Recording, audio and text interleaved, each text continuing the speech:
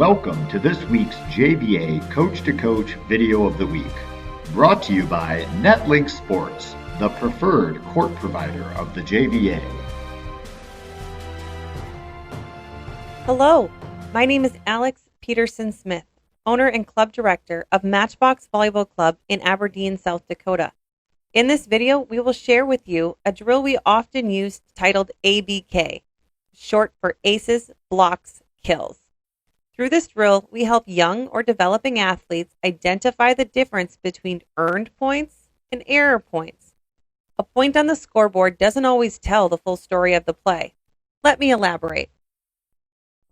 A focus point of our program and my personal coaching philosophy is that our teams are earning their own points and not relying on the other team scoring points for us with their errors. During matches, I keep track of the number of earned and erred points for both my team and my opponents. In a match, I believe this data is enormously helpful as it relates to game management and understanding who has control of the match at hand. In our gym and at our level, we defined earned points as aces, blocks, and kills.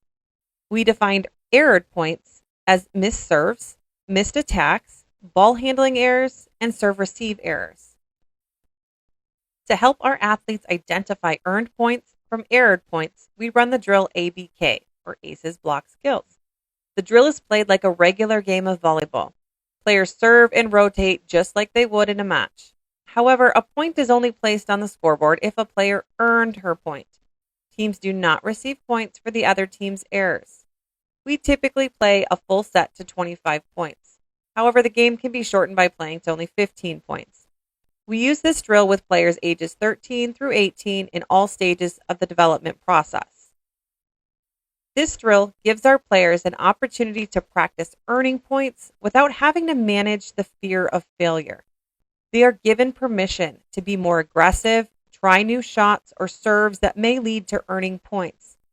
We believe that players need time in practice to play freely and to experiment with their game without having heavy negative consequences hanging over their head. However, with this kind of freedom to ignore errors, sometimes players can become careless in their play. If that happens, we can make some adjustments to the rules, such as coach keeping track of the team's overall errors throughout the set. Whatever that number is, players have a consequence of that number after the set is over, such as push-ups, sit-ups, or running lines. Another way to combat the snowballing of errors is to implement a rule that if one side errs, let's say 3 times in a row, that team's score reverts back to 0. If you choose to implement an error count rule change, just be clear on what the purpose of the drill is. Are you utilizing the drill to manage errors, or are you using it to focus on points earned? Ultimately, in a game, players need to manage both the balance of earning points with the risk of erring points. I remind players constantly that we never expect players to play perfectly without errors. That is unrealistic.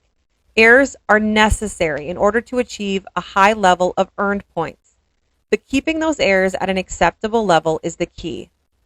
Hopefully, you can utilize this simple drill to help your players improve their game awareness and increase those earned points. Good luck, Coach. Thank you for watching the JVA Coach to Coach Video of the Week.